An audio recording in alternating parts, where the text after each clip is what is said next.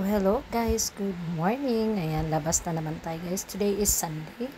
So before tayo lalabas, ayan, mag-ayos-ayos muna tayo sa ating susutin. So ayan lang guys. Suot ako ng aking activewear from Shein. Ayan. From Shein lang po yung mga damit ko guys. Ayan. So before tayo alis, i-check natin kasi the last time na nag-off ako, baliktad para yung leggings ko. So maganda pa rin yung nag-video pala tayo, nakikita natin yung ating sarili. Kasi pag di ako nag-video nun, lumabas ako na butas ang na baliktad ang aking leggings. So ayan si auntie, no? Cleavage color si auntie. So ayan, kape muna tayo guys para malakas ang ating resistensya paglabas. Tapos this morning we're going to, sabi nila sa Helix Bridge daw, doon sa Marina Bay Sands. So medyo malayo-layo siya kasi nasa dulo po ako ng Singapore. I'm from the east part of Singapore. Tapos yung pupuntahan namin is doon din sa kabilang, doon sa Marina, doon sa malapit siya sa South Pier, sa mga dagat-dagat. So yun guys, ayan, para namang si auntie, paulit-ulit na lang yung pagsasalamin. Feeling naman si auntie. So yun guys, leverage, pasensya na po sa aking mga privilege dyan nakikita. Sadyang ganun lang po. Sana po nasa mabuting kalagayan tayong lahat. And a blessed Sunday everyone. Start with the day with beautiful Sunday. So yun guys, nasa labas na ako. Ayan. Check muna natin ulit ang ating sarili. Baka mabukang naman tayong tanga paglabas, diba? So anyway guys, I'm 44 years old. So ang timbang ko pala guys is 48. So baka mag-ask kayo. Tapos anong ginagawa ko? Ba't balita ko? Nag-e-exercise ako guys at least 3 times a week. So in-exercise ko is yung pang-yan lang guys kasi balit na ako. So yan, yung bag ko is gift from a best friend last Sunday. So cute siya guys. Pwede siyang traveling, pwede all the way to go.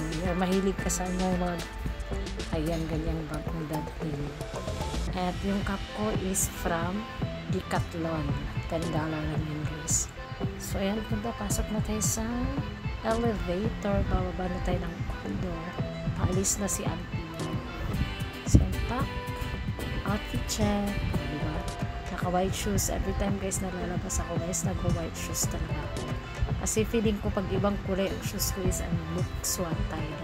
So yan, naglalakad na tayo papuntang bus stop guys. Lakad tayo dito mga 10 minutes. Tapos makakarating tayo sa bus stop. Sasakay tayo ng bus number 7. At saka makakarating tayo ng LTN guys. Samahan niyo ako sa isang lamang araw ng galaan dito sa Singapore bilang isang katulong dito sa bansang Singapore. Anyway, I'm working here for 10 years and more. So medyo sanay na ako dito. So and guys, sabayan niyo ako sa aming adventure. Maraming salamat.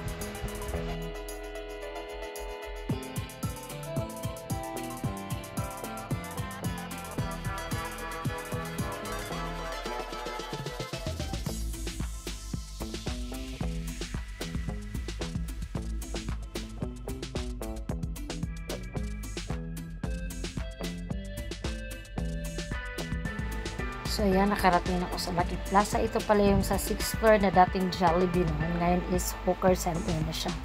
Ang dami mo magpipilian dito guys. Ang daming pagkain. Gusto mo ng South, Western food, may Indian food, may Malaysian food, and of course the local sa Singaporean food. So yan, dito ako guys. Hinintay ko lang yung mga kaibigan kong darating. At ayan, nandito na ang isang kaibigan. Nagkakape na kami guys. Ang kape pala dito guys is medyo mura siya. Ang dalawang kape order ko is only $3.40. Kung sa iba guys is $2 each glass. So nakasave kami sa ibang tindahan. So ayan, nandito na kami. Inihintay namin yung ibang tropa. Inihintay namin si Ninang, si Jeline. Tapos sabay-sabay na kaming pupunta doon sa Helix Bridge.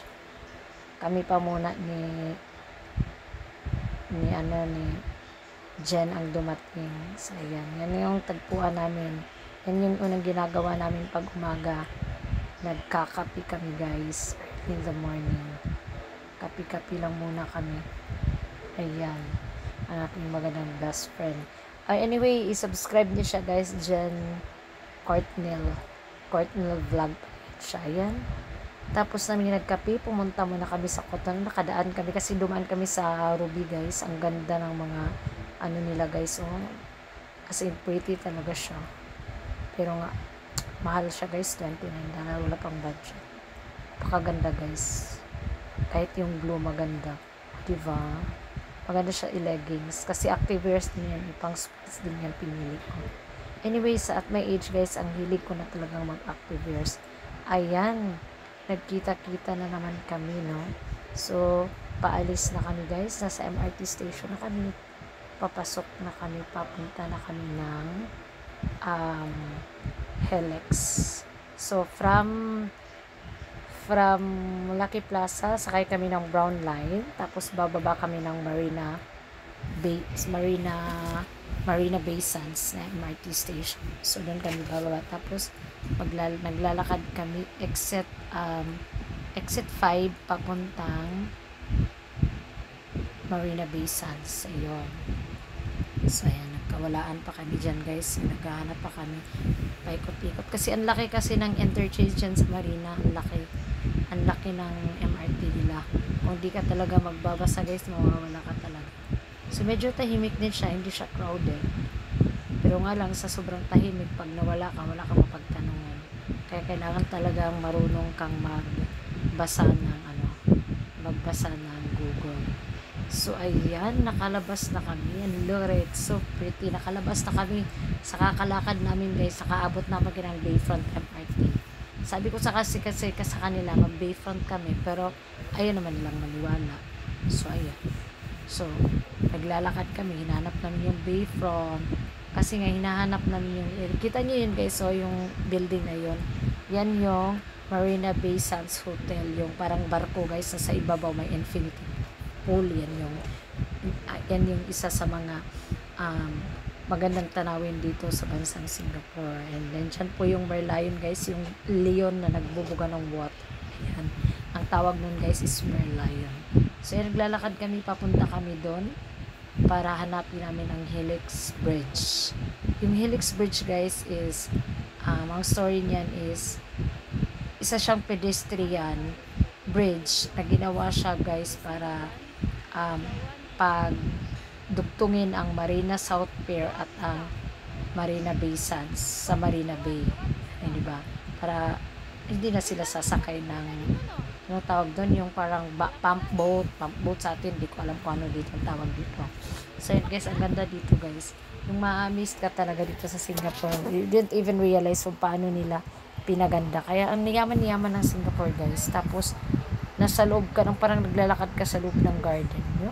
Maganda yung building, pero while pinapalago nila yung mga building nila, hindi rin nila pinapabayan yung mga tanim nila. So, dito daw, guys, kasi pag nagputol ka daw ng isang kahoy, ang ibabalik mo dyan 10. So, 1:10. Kung nagputol ka ng isang kahoy, ang itatanim mo 10.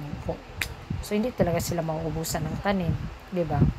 Pakaganda, guys. Na-amaze ka kung paano nila maintain. Although it's all hindi yan natural, guys. Man-made yan. Gawa talaga yan ng mga tao. Tapos, ang infrastruktura dito, guys, apakaganda, apakalinis. Although sa Singapore lang kasi, guys, medyo mahal talaga. Costly ang living. Ano? Dito talaga, pag OFW ka, pag hindi ka marunong humawak ng pera, mauubos talaga. Kasi nga, mahal talaga dito, guys.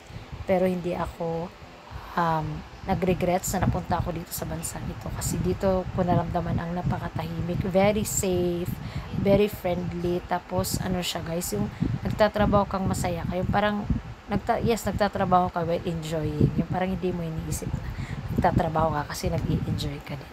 At dito din sa bansang Singapore, mandato din dito na may day off ang mga katulong every Sunday.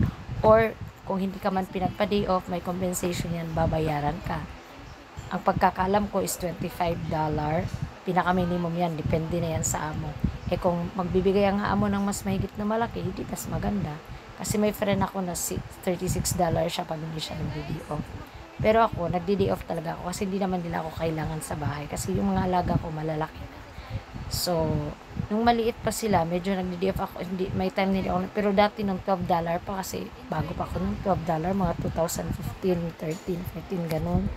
So, ngayon, 25 na guys, or $36. So, tingnan nyo guys, ang ganda ng palibot. Pakaganda. So, magala-gala ka lang dito guys, mamamangha ka sa mga building, mamamangha ka sa yung mga mamamangha ka sa paligid, very clean, wala kang makikitang uso kasi dito guys, smoke belching bawal dito. Dito din sa bansang Singapore, bawal kang magsunog kahit saan. May segregated area dito na doon ka lang talaga pwedeng magsunog. So, ayan, pagaganda, di ba? Ang luwang ng kalsada nila, guys. So, masasabi mo talaga, mare-recommend ko talaga kung mag-overseas man kayo, punta kayo sa bansang Singapore. Kung sahod, okay din naman. Ang pinaka maganda dito is friendly na bansa at saka napakalinis at very safe ang Singapore. As in, super safe. So, ayan, naglalakad kami papunta doon. Ito lang ginagawa namin. Ito pala yung Skywater Residence, guys, na mga mayayaman ang nakatira dito. Tingnan nyo, guys, kahit saan may mga halaman. Ayan, di ba sa atin, ano yan? Damo lang yan. Pero dito, guys, very expensive yan. Siblings pa lang yan. $50, sabi ng amo ko. O, di ba? Gaano tayo ka sagana ng tanim sa Pilipinas, samantalang sila dito sa Singapore kahit damo na nagiging tanim pa, o diba? Yun ang difference, pero ang ganda ng country nila, ang ganda, super. O, yun o, ang dami o, sa daruhan ramang guna nato makitaan, diba? Yan yung mga kaibigan ko, yan yung best friend ko. So, ayan na guys, nagrampa-rampa na si auntie dyan. Ito yan ang Helix Bridge, guys. So, andito na kami sa aming destination, guys. So, ayan. Thank you, guys, for watching. Ayan. Sana nag-enjoy ko sa akong video. At sa susunod na namang mga video, guys, papakita ko naman kayo sa ibang view dito sa Singapore. Thank you, guys, for watching. And please do subscribe my channel, Karen SGTV, and follow my Facebook, Arjel Villaplana, my Instagram, Catherine Villaplana, my TikTok account, Catherine Villaplana. Ayan. So, ayan. Maraming salamat at hanggang sa muli. Bye!